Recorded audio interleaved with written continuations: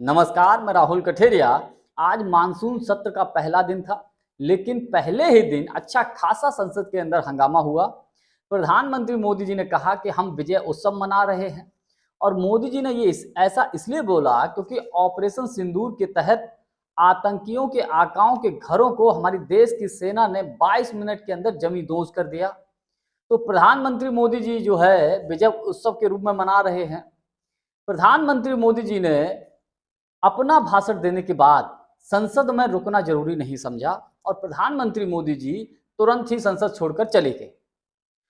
उसके बाद सत्ता पक्ष के लोग ही बोले, जैसे रक्षा मंत्री राजनाथ सिंह जी बोले। उन्होंने कहा कि विपक्ष जिन जिन मुद्दों पर कहेगा हम उन सभी मुद्दों पर चर्चा करने के लिए तैयार हैं। लेकिन आज नेता प्रतिपक्ष यानी राहुल गांधी जी को बोलने नहीं दिया गया। इसको लेकर जब राहुल गांधी से मीडिया के पत्रकारों ने पूछा तो राहुल गांधी ने कहा कि मैं लीडर ऑफ अपोजिशन हूं, नेता प्रतिपक्ष हूं, लेकिन मुझे नहीं बोलने दिया गया। सत्ता से जुड़े हुए जो लोग हैं, सरकार से जुड़े हुए जो लोग हैं, आप उनको बोलने दे रहे हैं लेकिन मुझको नहीं बोलने दे रहे हैं।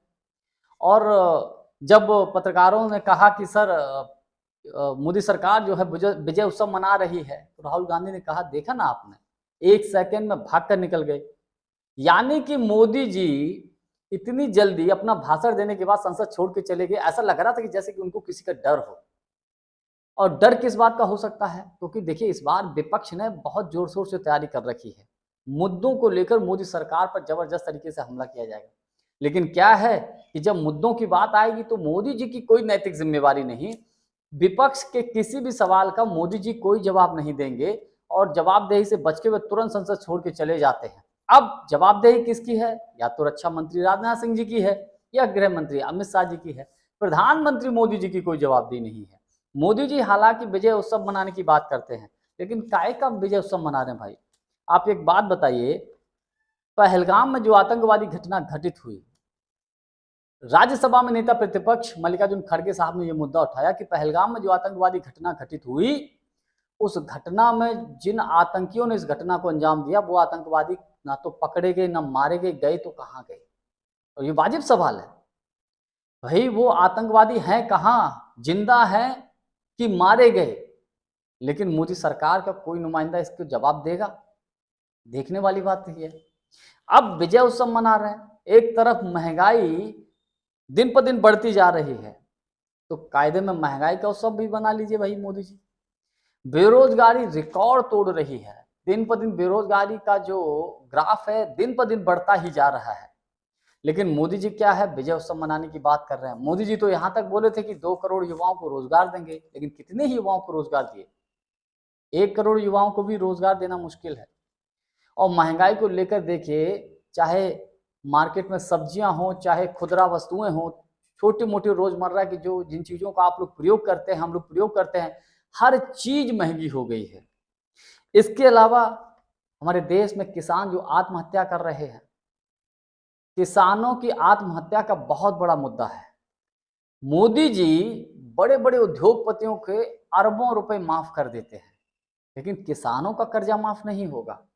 ये मोदी जी बहुत बड़ा जो एक तरीके से मैं ये मानता हूं, इस पर मोदी सरकार को विशेष गंभीरता से ध्यान देना चाहिए। लेकिन ऐसा कोई डिसीजन नहीं साहब, केवल और केवल अडानी और अंबानी जैसे लोगों का कर्जा माफ होगा। इसके अलावा मणिपुर जल रहा है। आप देखिए ना, मणिपुर हमारे देश का ही हिस्सा है ना, लेकिन मणिपुर में आज तक प्रधानमंत्री मोदी जी नहीं गए। मणिपुर के हालात आज भी बद से बदतर हैं। आप ये सोचिए, भले ही सोशल मीडिया के माध्यम से कभी कभार मणिपुर की कोई खबर आ जाती है तो हम लोग देख लेते हैं, मणिपुर में स्थिति उतनी अधिक सामान्य नहीं है। कायदे में ये होना चाहिए था कि केंद्र सरकार को और राज्य सरकार को मिलकर मणिपुर की स्थिति सामान्य करनी चाहिए थी। जो 2 गुटों में जो संघर्ष चल रहा है, उस संघर्ष को कैसे समाप्त किया जाए, दोनों पक्षों को बिठाकर बातचीत करके समाधान निकालना चाहिए था। लेकिन देश के प्रधानमंत्री आज तक मणिपुर नहीं गए, लेकिन leader of opposition Rahul Gandhi Manipur गए। तो तमाम ऐसे मुद्दे हैं जिन पर मोदी सरकार का घेरना तय है।